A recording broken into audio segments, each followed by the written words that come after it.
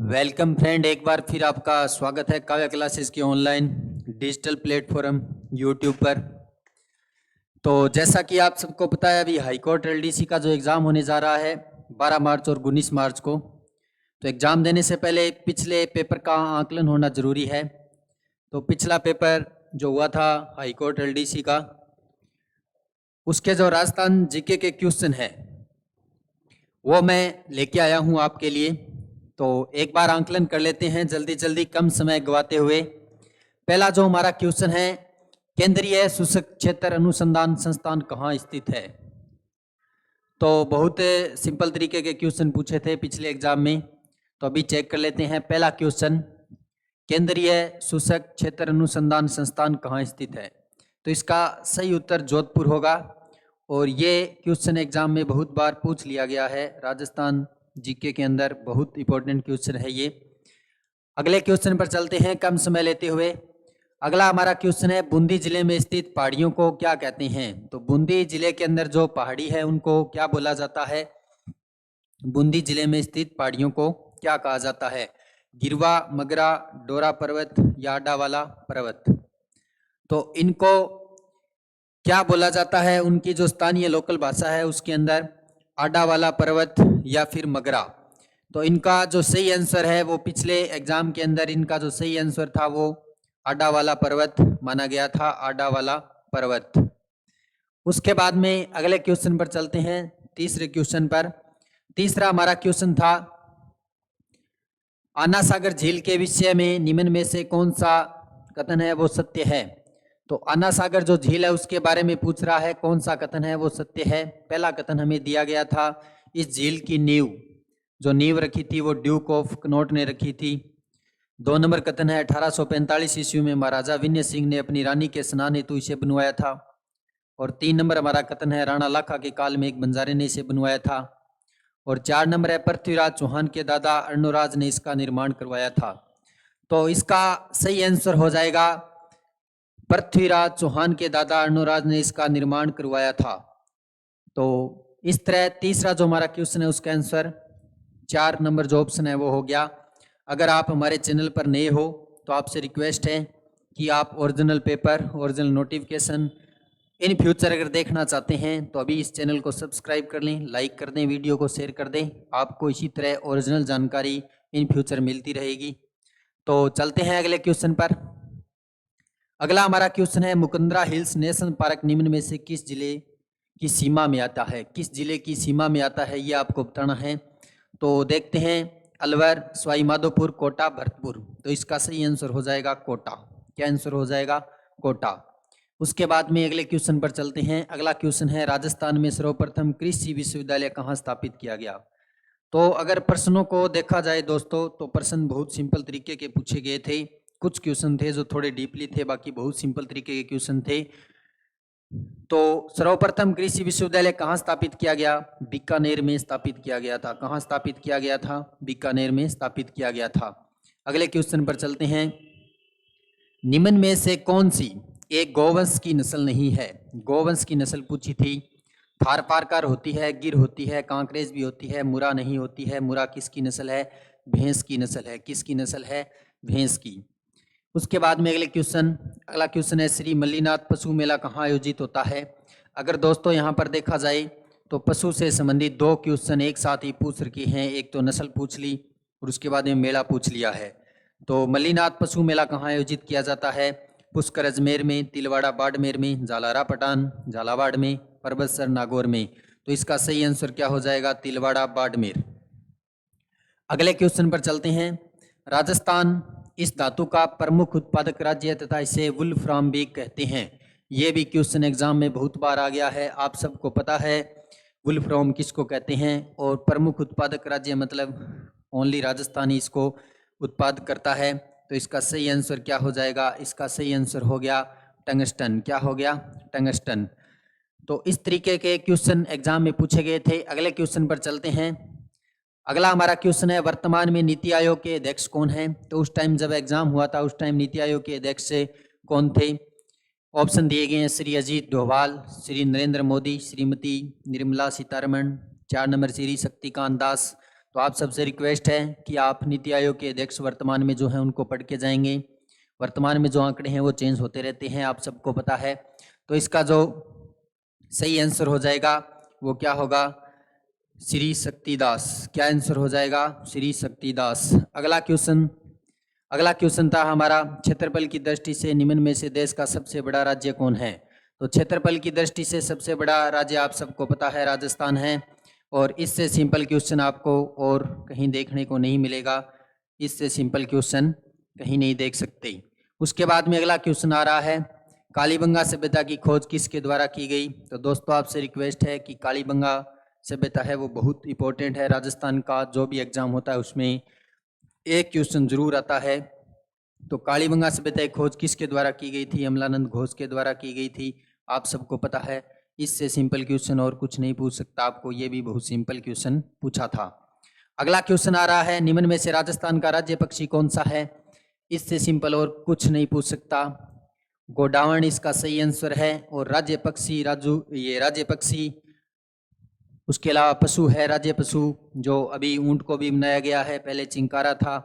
तो ये सब आप पढ़ के जाओगे, नॉर्मल तरीके के क्वेश्चन देखने को मिल सकते हैं। तो हमारा जो 12 नंबर क्वेश्चन है उसका सही आंसर गोडाउन हो गया। अगला हमारा क्वेश्चन आ रहा है, ख्वाजा मोइनुद्दीन चिश्ती की दरगाह अजमेर का निर्माण किसके द्वारा करवाया गया था? तो जो दरगाह अजमेर में है ख्वाजा मोइनुद्दीन चिश्ती की दरगाह, उसका निर्माण पूछा है किसके द्वारा कराया गया? तो किसके द्वारा हो जाएगा? कुतुबुद्दीन ऐबक के द्वारा, या इल्तुतमिश द्वारा, या शाहजहां द्वारा, या गयासुद्दीन खिलजी द्वारा? तो इसका सही आंसर इल्तुतमिश द्वारा हो जाएगा। उसके बाद में अगले क्वेश्चन पर चलते हैं। अगला हमारा क्वेश्चन है, राजस्थान के अधिकतर भागों में मांगलिक अवसरों पर विशेषकर गणगौर पर्व पर महिलाओं द्वारा किए जाने वाला नृत्य कौन सा है? तो अभी होली के 15 दिन बाद जो गणगौर आती है उसमें जो नृत्य किया जाता है वो भी महिलाओं द्वारा। किसके द्वारा किया जाता है? महिलाओं द्वारा। तो वो कौन सा नृत्य होगा? घूमर नृत्य होगा। और आप सबको पता है गौर घूमर नृत्य के लिए प्रसिद्ध है। तो इसका सही आंसर हो गया घूमर नृत्य। अगले क्वेश्चन पर चलते हैं। अगला क्वेश्चन है, निम्न में से किस खिलाड़ी को ऑस्ट्रेलियन ओपन टेनिस टूर्नामेंट 2022 से बाहर कर दिया गया? तो ये उस टाइम ये क्वेश्चन पूछा गया था। तो इसका सही आंसर था नोवाक जोकोविच। किसको बाहर किया गया था? नोवाक जोकोविच। अगला क्वेश्चन, ऊंट की खाल पर स्वर्णिम नक्काशी का कार्य किस नाम से किया जाता है? तो ये इंपॉर्टेंट है, अभी जो एग्जाम होगा उसके अंदर दोबारा पूछा जा सकता है ऊंट के बारे में क्वेश्चन। तो ये जो नक्काशी की जाती है स्वर्णिम नक्काशी, उसको उस्ता कला कहा जाता है। क्या कहा जाता है? उस्ता कला कहा जाता है। अगला क्वेश्चन है हमारा, इस दिन भोजन में खीर और मालपुआ बनाए जाते हैं, ब्राह्मणों को भोजन कराते हैं, लोग अपने परिवारजनों के साथ उद्यान अथवा अन्य रमणीय स्थलों पर जाकर आनंद मनाते हैं। तो ये किस दिन होता है ये पूछा गया है। तो ये किस दिन होता है? हरियाली अमावस जो आती है उस दिन। किस दिन? हरियाली जो अमावस आती है उस दिन। तो अमावस भी इंपॉर्टेंट है, जितनी भी अमावस है सबकी सब याद करके जाना है, अभी जो एग्जाम है उसके अंदर पूछा जा सकता है। अगले क्वेश्चन पर चलते हैं। राजस्थान का राज्य पुष्प क्या है? यहाँ पर गौर करने वाली बात है कि कुछ देर पहले हमने क्या पढ़ा था, अभी जो पुष्प है अभी पूछ रखा है, कुछ देर पहले हमें राज्य पक्षी के बारे में पूछा था, और अभी आप देख रहे हो पुष्प के बारे में। हो सकता है हमें राज्य से संबंधित जो और बच गए वो भी पूछ सकता है जो भी एग्जाम है, जैसे राज्य पुष्प हो गया, राज्य पक्षी हो गया, राज्य पशु हो गया। उसके अलावा जो प्रत्येक जिले को शुभंकर दिए गए हैं, शुभंकर भी इंपॉर्टेंट है, शुभंकर भी आप साथ साथ में याद करके जाएंगे। शुभंकर भी एग्जाम में देखा जा सकता है, हमें पूछ सकता है। तो इसका राज्य पुष्प आप सबको पता है रोइडा है। रोइडा का जो वैज्ञानिक नाम है वो भी एग्जाम में पूछा जा सकता है। अगले क्वेश्चन पर चलते हैं कम समय लेते हुए। अगला क्वेश्चन है, जावर की खान उदयपुर किस खनिज के लिए विख्यात है? तो ये जो खान है वो किस खनिज के लिए विख्यात है? सीसा और जस्ता के लिए है। अगला क्वेश्चन है, निम्न में से राजस्थान में भारत सरकार द्वारा स्थापित औद्योगिक उपक्रम व उसके स्थान का सही मिलान नहीं है। तो सही मिलान इसमें किसका नहीं होगा? देखिए, हिंदुस्तान कॉपर लिमिटेड का सही मिलान नहीं है, बाकी इसमें सही है। अगला हमारा क्वेश्चन है, विश्व के किस टेनिस खिलाड़ी ने सर्वाधिक एकल ग्रैंड स्लैम प्रतियोगिताएं जीती है? तो विश्व का कौन सा वो खिलाड़ी है? Rafael Nadal. कौन है? Rafael Nadal. अगला क्वेश्चन, वर्ष 2019 में भारतीय वायुसेना ने किस स्थान पर हवाई हमला किया था? तो भारतीय जो वायुसेना है उसने हवाई हमला किस स्थान पर किया था, आप सबको पता है, बालाकोट। किस पर किया था? बालाकोट। 1 नंबर इसका सही हो जाएगा। अगला क्वेश्चन, राजस्थान शब्द का प्रयोग सर्वप्रथम किसने किया? इससे इजी क्वेश्चन कुछ नहीं हो सकता। कर्नल जेम्स टोड, घोड़े वाले बाबा, और जिन्होंने राजस्थान का इतिहास प्रत्येक जगह आपने देखा है, उनके बारे में पढ़ा है, राजस्थान के इतिहास के बारे में सबसे ज्यादा उनका योगदान है। अगला क्वेश्चन आ रहा है, हाल ही में प्रधानमंत्री द्वारा निम्न में से किस मूर्ति का अनावरण केदारनाथ में किया गया? तो उस टाइम किसकी मूर्ति का किया गया था? जब एग्जाम हुआ उस टाइम आदि शंकराचार्य की जो मूर्ति थी उसका अनावरण केदारनाथ में किया गया था प्रधानमंत्री नरेंद्र मोदी के द्वारा। अगला क्वेश्चन है, निम्न में से कौन अमेरिका की प्रथम महिला उपराष्ट्रपति है? तो अमेरिका की पहली जो महिला उपराष्ट्रपति है वो कमला हैरिस थी। कौन थी? कमला हैरिस। अगला हमारा क्वेश्चन, भारत के प्रथम रक्षा प्रमुख जनरल बिपिन रावत को मरणोपरांत निम्न में से किस पुरस्कार से सम्मानित किया गया? तो इसका सही आंसर क्या हो जाएगा? सही आंसर होगा पद्म विभूषण। क्या होगा? पद्म विभूषण। अगला क्वेश्चन है, भारतीय अंतरिक्ष अनुसंधान संगठन इसरो द्वारा सूर्य अध्ययन हेतु प्रस्तावित मिशन का क्या नाम है? तो उनके जो मिशन का नाम था वो क्या नाम था? आदित्य L1। और ये क्वेश्चन है वो इंपॉर्टेंट है, एग्जाम में कई बार आ चुका है ये। अगला हमारा क्वेश्चन आ रहा है, क्षेत्रफल की दृष्टि से विश्व का सबसे बड़ा सोलर पार्क राजस्थान के किस जिले में स्थापित किया गया है? तो सोलर पार्क का एक एग्जाम में क्वेश्चन पक्का आता है, सोलर पार्क भी आप पढ़ के जाओगे। इसका सही आंसर हो जाएगा जोधपुर। क्या आंसर हो जाएगा? जोधपुर। उसके बाद में अगला क्वेश्चन आ रहा है, वर्तमान में भारत के उच्चतम न्यायालय के मुख्य न्याय अधिपति कौन है?